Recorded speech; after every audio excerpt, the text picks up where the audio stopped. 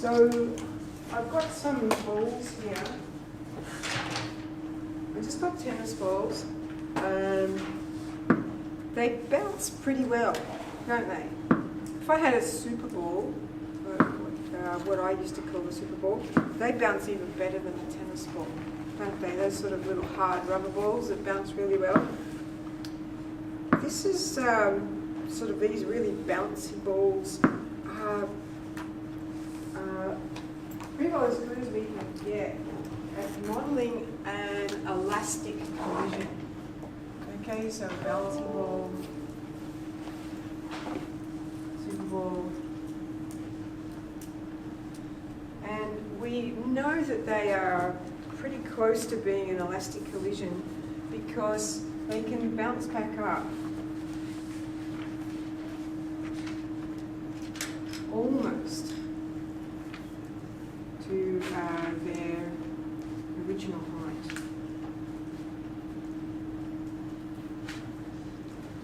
Billiard balls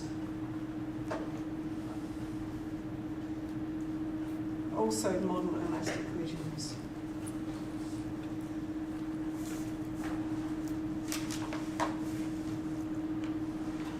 Because again, they almost, we'll talk about exactly what it is in a moment, but I have here some plasticine.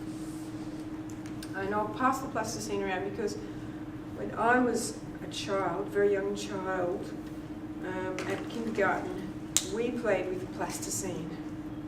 And it's very, very different to Play-Doh. But plasticine is good at modelling an inelastic collision. So if I drop the plasticine, what happens?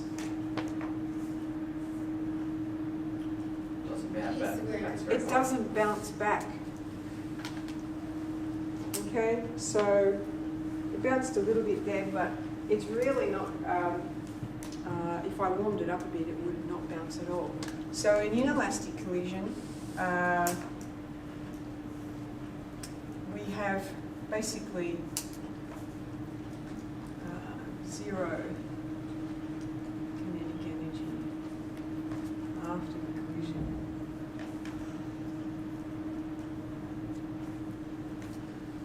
So what do you need to know and understand and perhaps explain in the context of a question about these collisions is there's a definition of an elastic collision. So this is a collision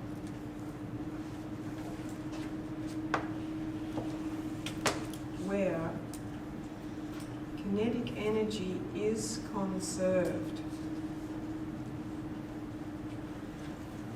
And so that's why if we were conserving all of the kinetic energy, if I dropped the ball and I had a totally elastic collision with the floor, it would bounce right back up to its original height. Now, there are no balls that do this. There are only balls that do reasonably well at this. And so, and the billiard balls here as well. We can't have a completely elastic collision in these examples, but they do occur. Elastic collisions do occur in gases. Okay, so for gases,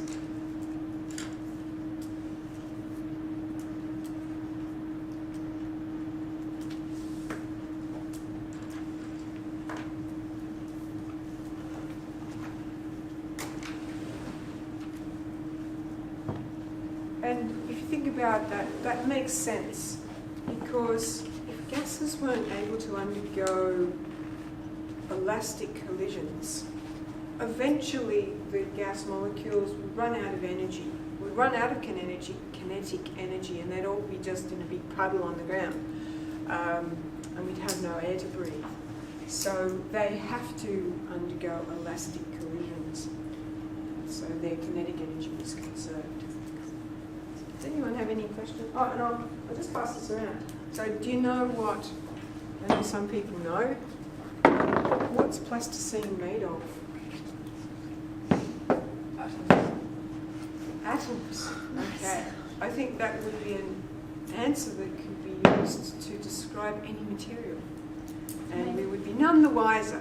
Therefore, it's not wrong, though. It's not wrong, but it's not very enlightening. What's it made of? It's made of clay. Clay. It's clay and... So clay by itself is quite powdery. And that's not powdery.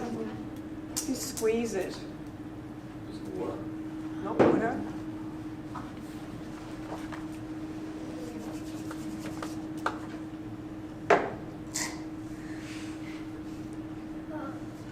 What's it made of, do you think? What's the other component of plasticine?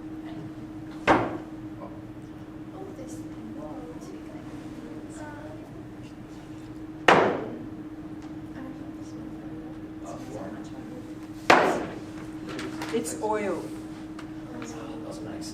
So it's a mixture of clay and oil. And that's why you end up with an oily residue on your hands after you've played with plasticine. It's because it comes off onto your skin. And that made it Play-Doh more, I guess, a better product for children to model with.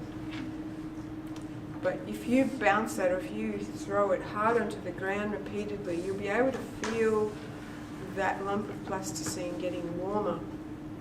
So what does that tell you is happening to the kinetic energy of you throwing it down onto the ground? It's transferring into heat energy.